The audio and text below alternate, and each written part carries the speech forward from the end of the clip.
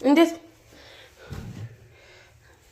ቤተሰብ ይኸው በመጥበሻ ማለት ነው ትንሽ እያደረኩ ሰራው ለራሴ ካሁኑ ከጎመኑ ጋር ይበላል። እስከ ቁርስ ይበቃኛል። ለሁለት ለሶስት ወርም አይናፍቀኝም እስከ መጨረሻው ብዬ ተስፋ አደርጋለሁ።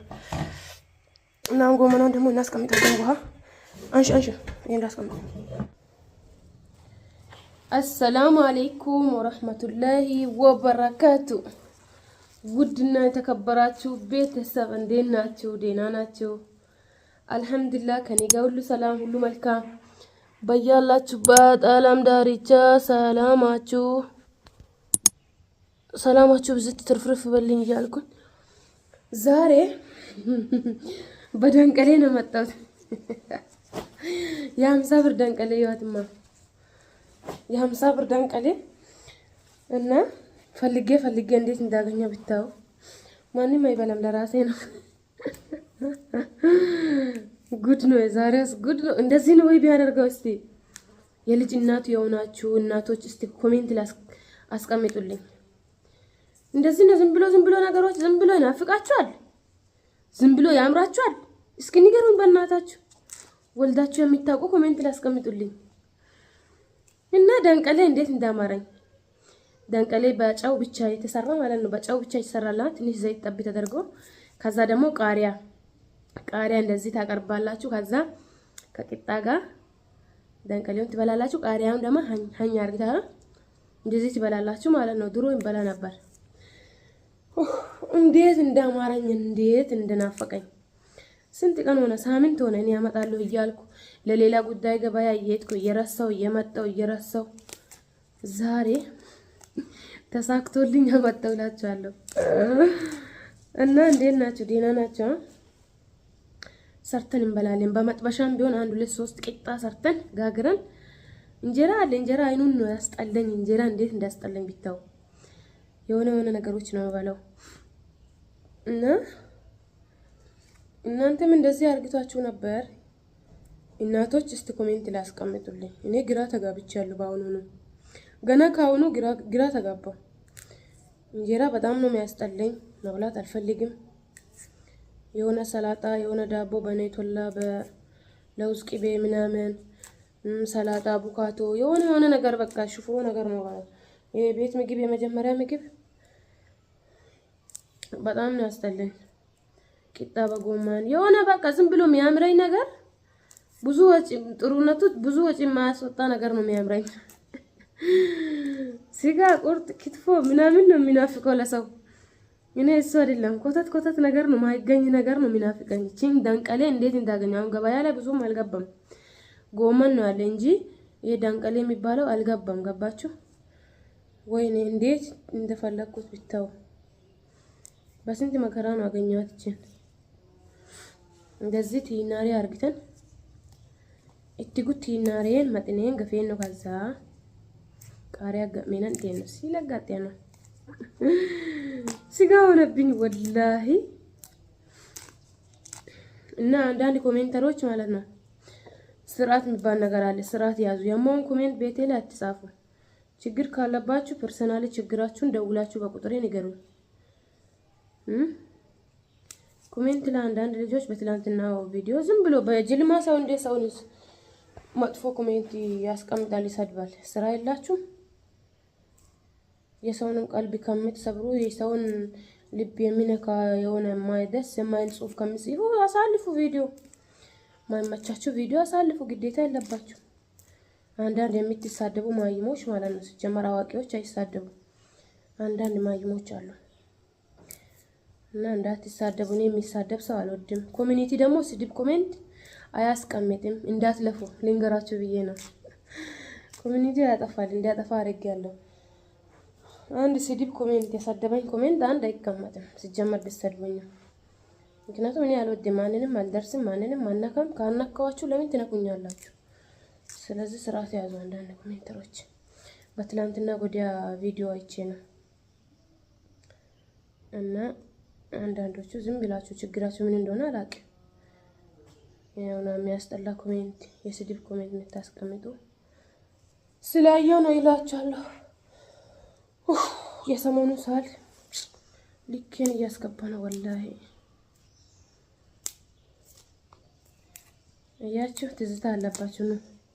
ቀንጥስ ጎመን ለዚህ ቅንጥስ ተደርጎ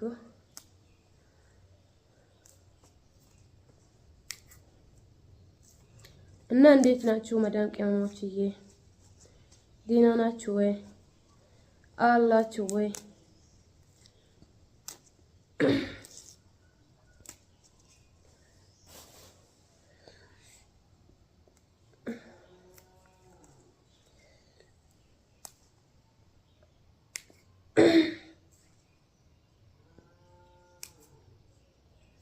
አብሽሩ እናንተም አንድ ቀን ሀገራችሁ ገብታችሁ ፋ ብላችሁ እንደዚህ የራሳችሁ ኑሮ ትኖራላችሁ ኢንሻአላህ።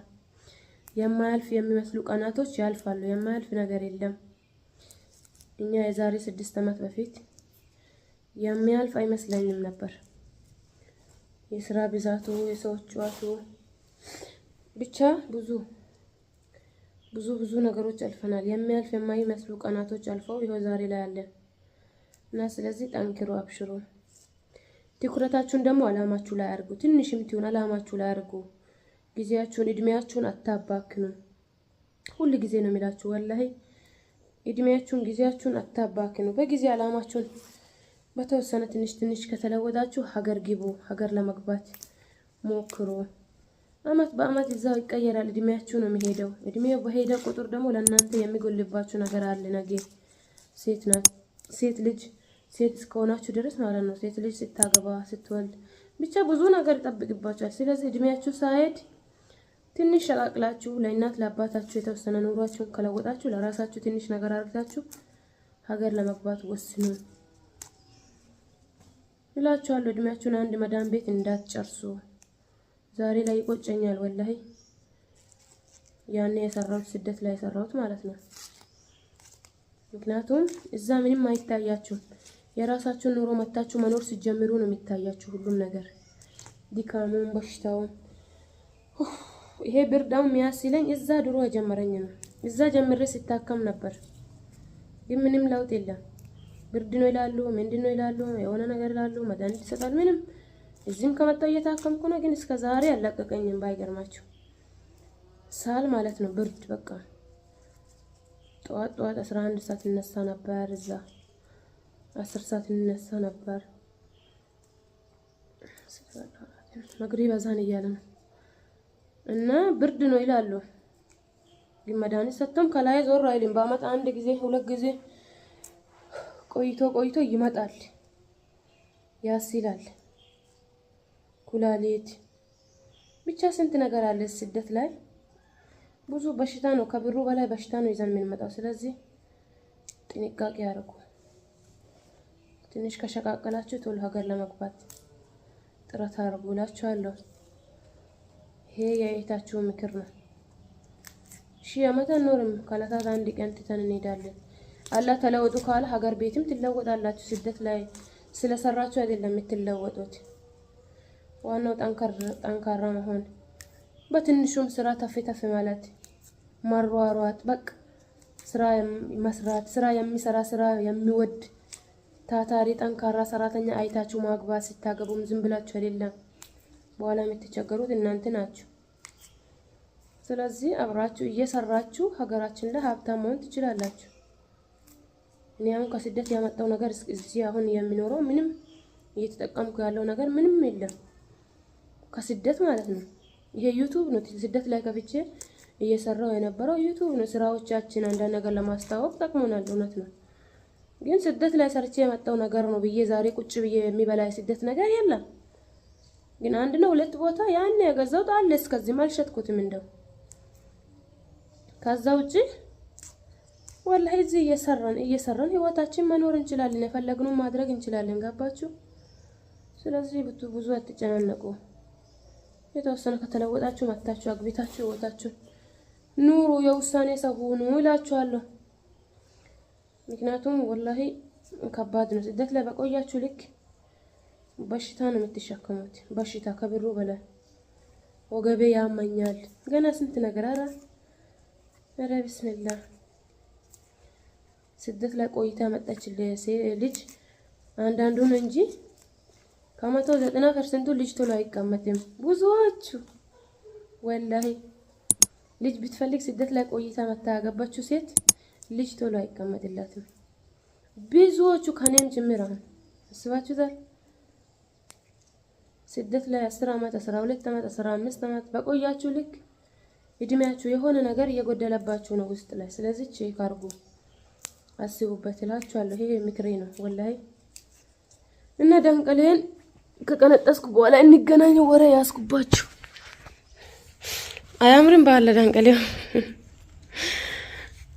እቺን ይዤ መጣ። አይገርምም? ቂጣ ደግሞ በመጥበሻ እንሰራለን። ቆይ ያሳያችኋለሁ፣ ወይ ልጆች ይሰራሉ። በመጥበሻ 1 2 3 እንጋግራለን። ከዛ በላለሁ። የናፈቀኝ ነገር ሰርቼ መብላት ነው። ከራስ በላይ ንፋስ። እንዴት ቤተሰብ ይሄው በመጥበሻ ማለት ነው ትንሽ ትንሽ እያደረኩ ሰራው ለራሴ። ካሁኑ ከጎመኑ ጋር ይበላል። እስከ ቁርስ ይበቃኛል። ሁለተኛ ለሁለት ለሶስት ወርም አይናፍቀኝም እስከ መጨረሻው ብዬ ተስፋ አደርጋለሁ። እና አሁን ጎመኗን ደግሞ እናስቀምጣለን። ውሃ አንሺ ይሄን ላስቀምጥ።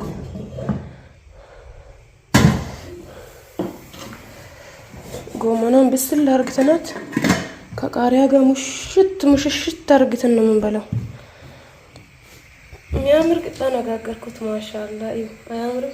ረስቻለሁ እኮ ድሮ በጣም አሪፍ ነበር የሚጋግረው። አሁን እንደው ረስቻለሁ። ብዙም አይደለም ግን ምንም አይደለም